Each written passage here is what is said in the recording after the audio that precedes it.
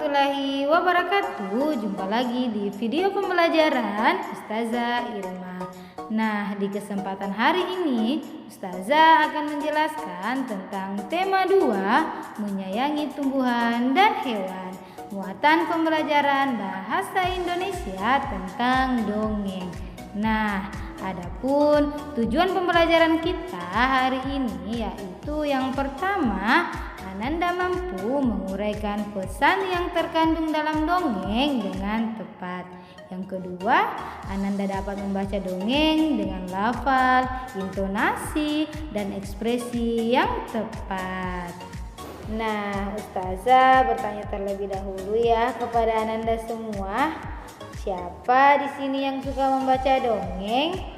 Atau siapa ya di sini yang suka diceritakan dongeng oleh ayah dan ibunya sebelum tidur?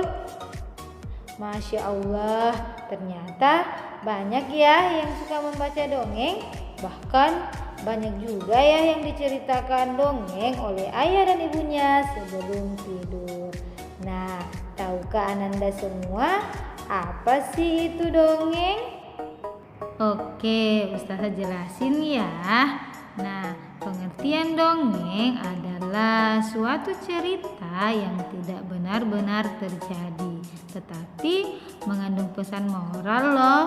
Nah, selain itu, fungsi dongeng yang pertama adalah menyampaikan pesan moral atau pesan mendidik untuk pembacanya. Yang kedua, sebagai hiburan bagi pembacanya loh. Nah, untuk mengetahui bahwa cerita yang Ananda baca adalah cerita dongeng, yuk perhatikan ciri-ciri dongeng. Nah, ciri-ciri dongeng yang pertama adalah bahwa cerita dongeng alurnya sederhana. Yang kedua, karakter tokoh tidak diceritakan secara rinci. Yang ketiga, pendahuluan singkat, lebih menekankan pada peristiwa. Dan yang keempat, ceritanya singkat. Yang kelima, peristiwa yang terjadi pada cerita dongeng tidak benar-benar terjadi ya.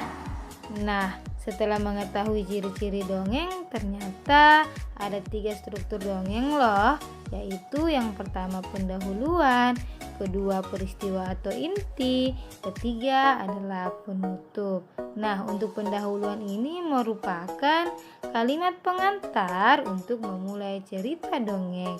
Biasanya menggunakan kata pada zaman dahulu kala atau pada suatu hari. Misalkan nih, pada zaman dahulu kala ada 2 orang gadis yang bernama Irma dan Wilda. Nah, selanjutnya untuk peristiwa atau inti ini merupakan kejadian-kejadian yang disusun berdasarkan urutan waktu atau peristiwa inti. Nah, selanjutnya penutup. Nah, penutup ini merupakan kalimat untuk mengakhiri cerita dongeng.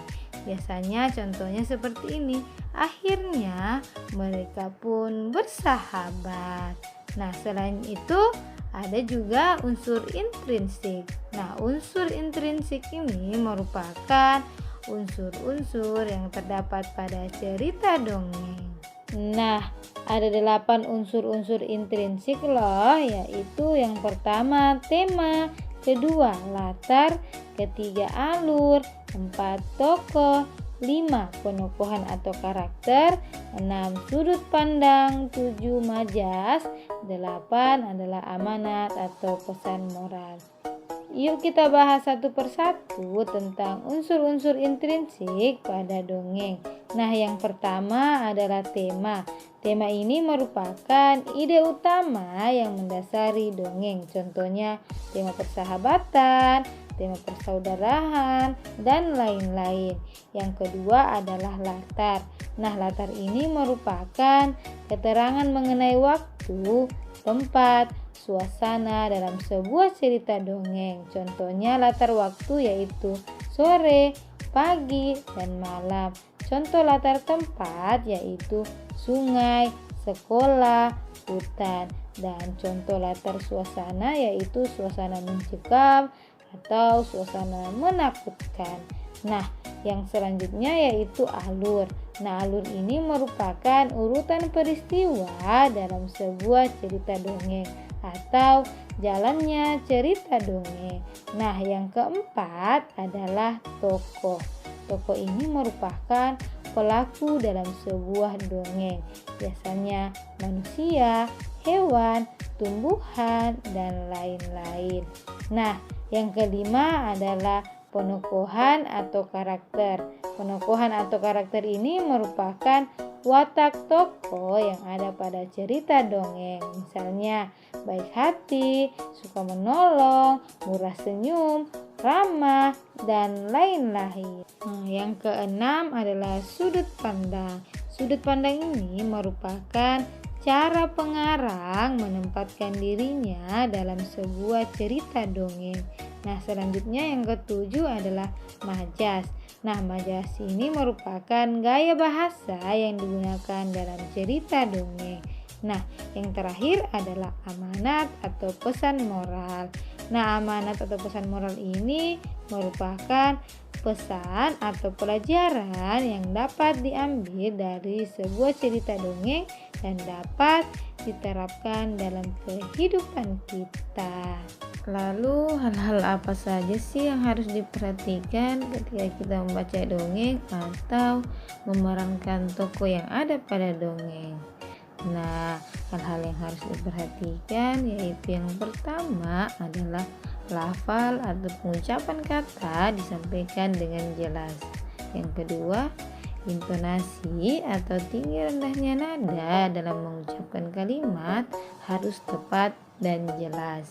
Yang ketiga, penempatan jeda harus tepat.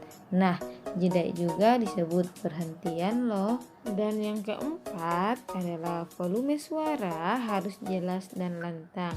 Dan yang terakhir adalah mimik atau ekspresi wajah ketika sedang berbicara harus sesuai karakter. Misalkan karakternya sedih, maka mimik wajah kita harus sedih. Dan ketika karakternya bahagia, maka mimik wajah kita harus bahagia. Nah, sekian dulu ya penjelasan tentang dongeng. Jika ada yang belum dipahami, boleh langsung bertanya ke ustazah atau bertanya ke ayah ibunya. Syukron, tetap semangat belajar di rumah. Sampai ketemu di video pembelajaran berikutnya. Wassalamualaikum warahmatullahi wabarakatuh.